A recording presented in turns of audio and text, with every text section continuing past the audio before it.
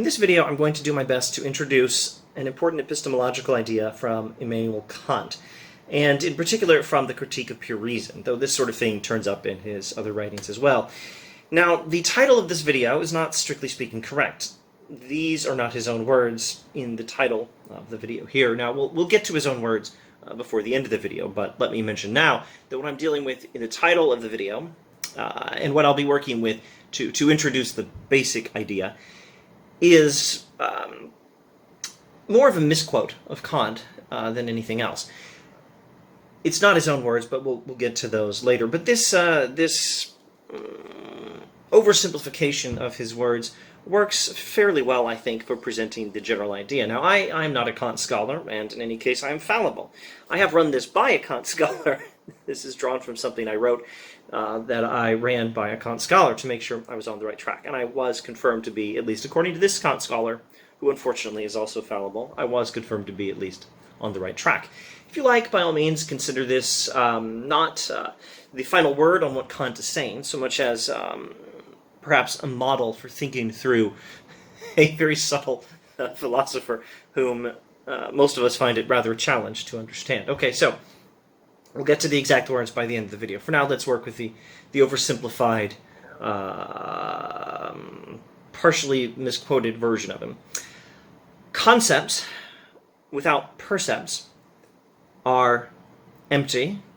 Percepts without concepts are blind. What are we talking about? Well, Kant is this great Enlightenment philosopher who teaches us not to think in binary terms of thoroughgoing rationalism versus thoroughgoing empiricism, one entirely and not the other at all, or the other entirely and not the one at all. So early modern philosophy includes this grand debate on epistemology. Characters like Hobbes, Locke, and Hume think that our ideas derive from sensory experience. They think we have no innate ideas, no ideas built into the mind.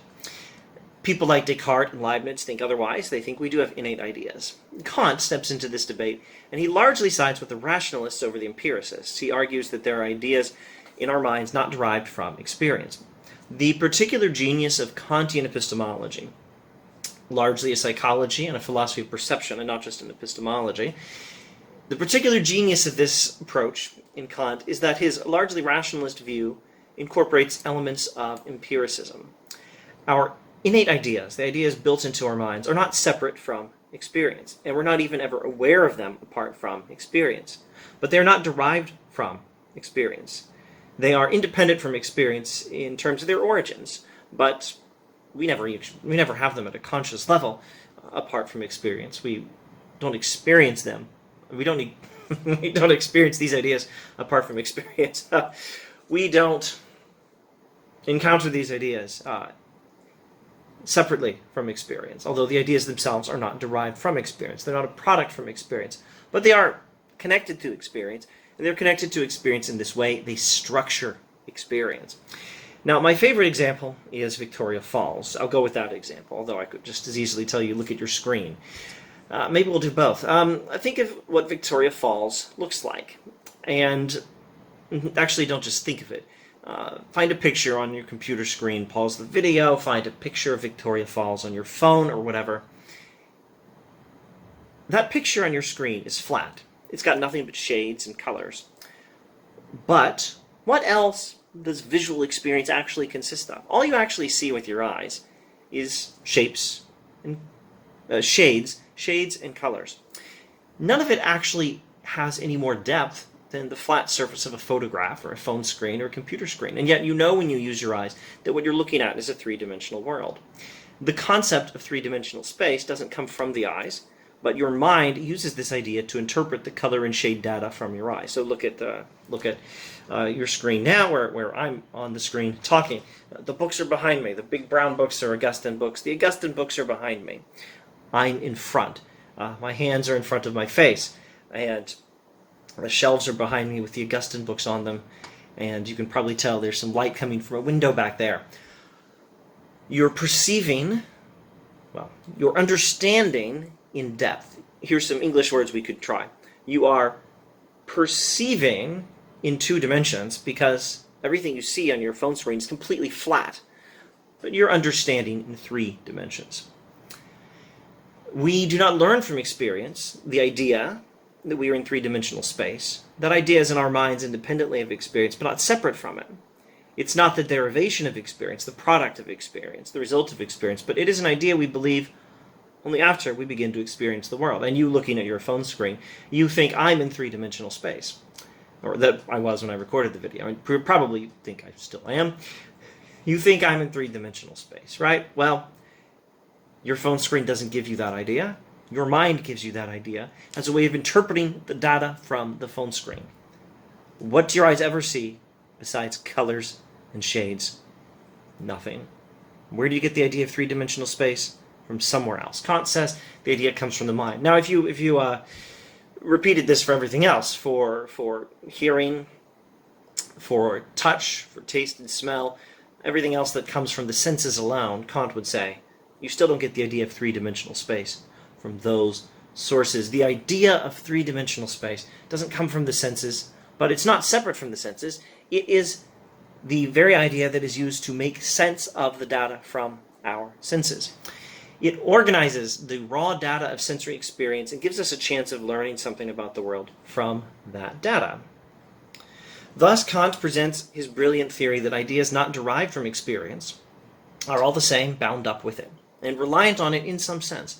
Without experience, these ideas would never rise to a conscious level. They wouldn't even mean anything to us.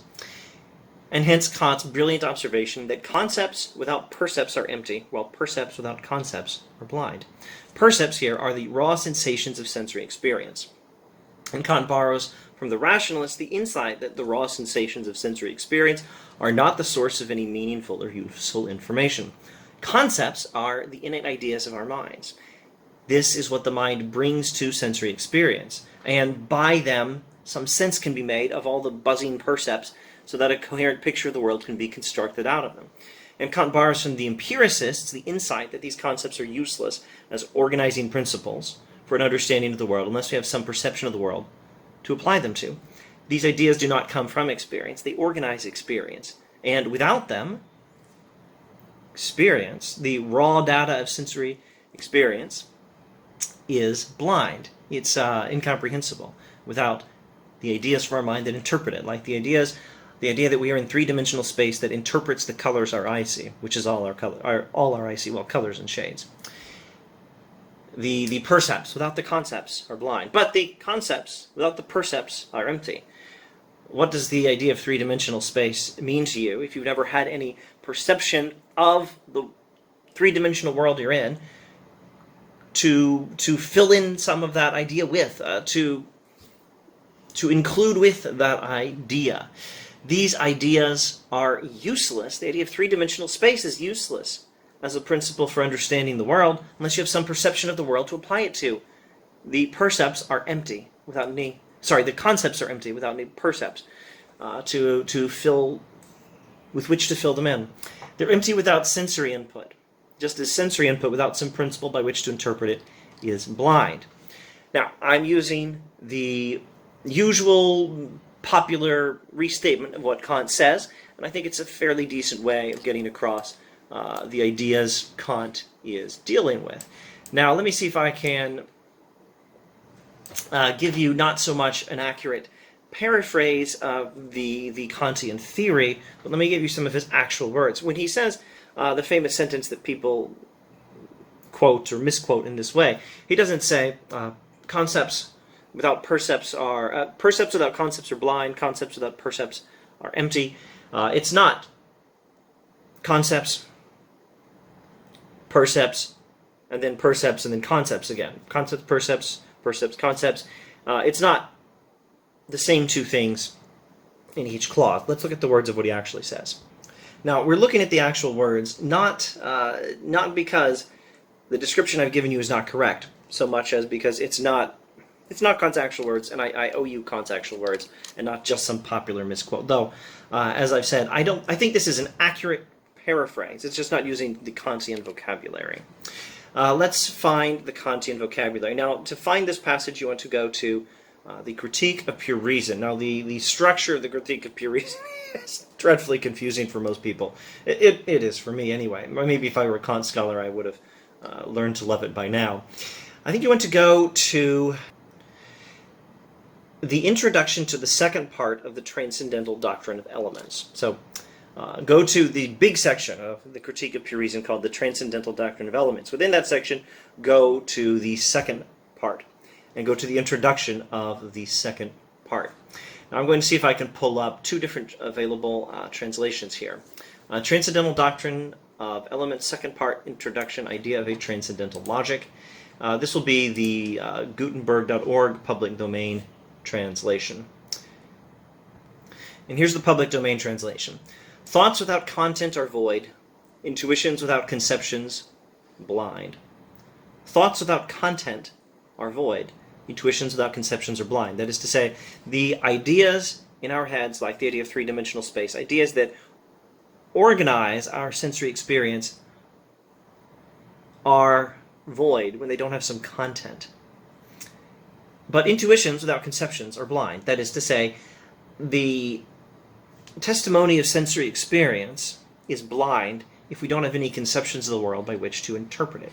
Now let's find a different translation, probably a better one. This will be from the Cambridge translation by Paul Geyer and Alan Wood. Give me a moment to find the text. All right, we're going to go to the Transcendental Doctrine of Elements. We're going to go to the second part, the introduction, the idea of a transcendental logic.